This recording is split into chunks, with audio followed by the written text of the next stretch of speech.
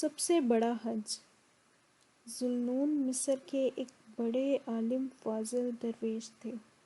صرف مصر کے شہری ہی نہیں، مصر کے باہر بھی لاکھوں لوگ ان کی بڑی عزت اور احترام کرتے تھے۔ ایک بار وہ حج کے لیے گئے۔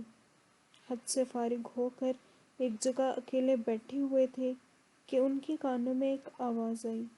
اس مرتبہ سب سے پہلے احمد اشفاق کا حج قبول ہوا ہے۔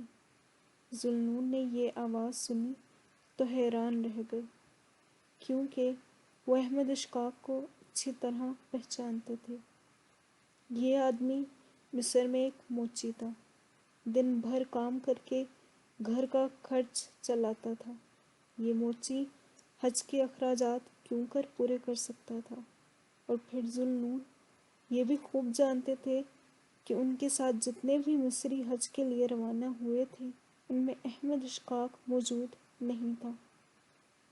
اس صورت میں جبکہ وہ حج کے لیے آیا ہی نہیں تھا، اس کا حج کیسے قبول ہو گیا تھا؟ لیکن ذوالنون اس حقیقت سے بھی بخوبی واقف تھے کہ جو آواز ان کے کانوں میں آئی ہے وہ کبھی جھوٹ بات نہیں ہو سکتی۔ وہ اسی حیرت کی حالت میں واپس مصر چلے آئے اور آتے ہی اپنے ایک مرید کو بھیجا کہ احمد اشفاق کو بلا لائے۔ احمد اشفاق فوراً ان کی خدمت میں حاضر ہو گیا۔ ذوالنون نے پوچھا، احمد، یہ بتاؤ کیا اس مرتبہ تم حج پر گئے تھے؟ احمد اشفاق نے جواب دیا، جناب، آپ کو خبر ہے کہ مصر کے جو لوگ حج کے لیے روانہ ہوئے تھے وہ سب کے سب آپ کے ساتھ گئے تھے۔ ذوالنون نے کہا، میں جانتا ہوں تم ان لوگوں میں شامل نہیں تھے۔ احمد اشفاق نے کہا، جی، میں حج پر نہیں گیا تھا۔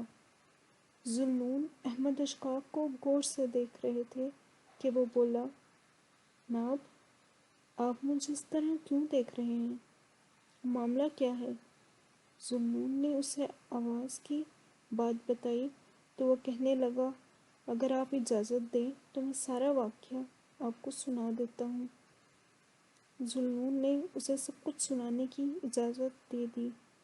اس پر وہ یوں گویا ہوا، جناب، حج کرنے کی آرزو میرے دل میں اس وقت پیدا ہوئی جب میری عمر 20 برس بھی نہیں تھی۔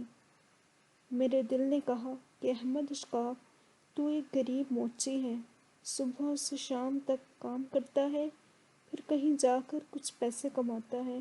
حج پر جانے کے لیے آدمی کے پاس اتنی رقم تو ہونی چاہیے کہ وہ راستے کے خرچ پورے کر سکے۔ تو حج کیسے کر سکتا ہے؟ یہ خیال چھوڑ دے، مگر میں نے دل کی بات رد کر دی۔ ذوالنون نے پوچھا، تم نے دل کی بات رد کر کے کیا کیا؟ احمد اشفاق کہنے لگا، جناب، میں نے سوچ لیا کہ ہر روز کچھ نہ کچھ جمع کروں گا اور جب اتنی رقم ہو جائے جو حج کے لیے کافی ہو تو اپنی یہ آرزو پوری کر لوں گا۔ چنانچہ میں نے زیادہ محنت سے کام کرنا شروع کر دیا۔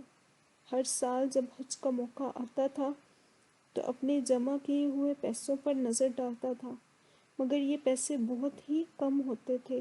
اس طرح 40 برس گزر گئے۔ ذوالنون نے پوچھا، تم 40 برس تک پیسے جمع کرتے رہے؟ احمد اشفاق نے جواب دیا، جی ہاں، میں نے ایسا ہی کیا۔ اس سال جب میں نے اپنی جمع کی ہوئی رقم کو دیکھا تو بہت خوش ہوا۔ یہ ایک اچھی خاصی رقم تھی اور میں اس سے بغیر کسی دقت کے حج کا فریضہ ادا کر سکتا تھا۔ ذوالنون بولے، لیکن تم حج پر تو نہیں گئے تھے؟ احمد اشفاق نے کہا، ہاں، میں حج پر نہیں گیا تھا۔ حج پر روانہ ہونے سے پہلے میرا چھوٹا بیٹا دیر تک گھر سے باہر کھیلتا رہا۔ جس وقت آیا تو اسے سخت بھوک لگی تھی اور گھر میں کھانے کو کچھ بھی نہیں تھا۔ اس کی ماں نے کہا، بیٹا، ناصر کے گھر چلا جا، ناصر کی ماں تجھے روٹی اور سالن دے دے گی۔ میرا بیٹا میرے ہمسائے کے گھر میں چلا گیا اور جب وہ واپس آیا تو بہت مایوس دکھائی دے رہا تھا۔ میں نے پوچھا، کیا ہوا؟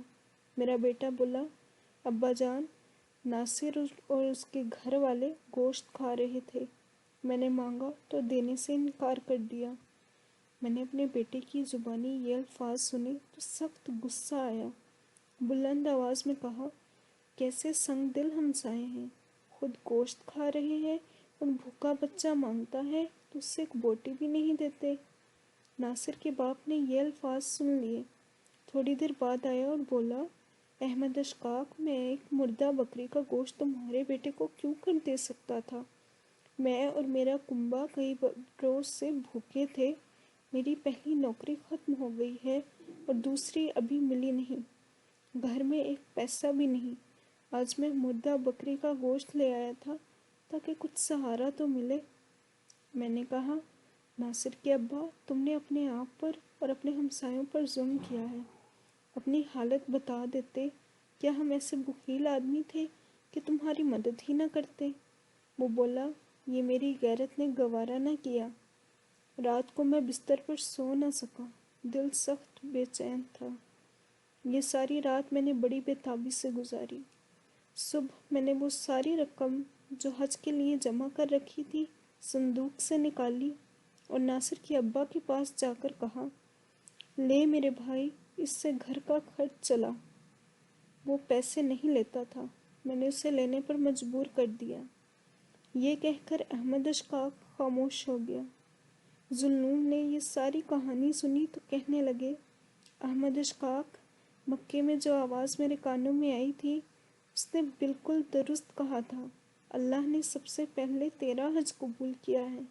بے شک تو نے جس قسم کا کام کیا ہے، جس قسم کا حج تو نے کیا ہے، وہ سارے حاجیوں کی حج سے افضل ہے، یہ سب سے بڑا حج ہے۔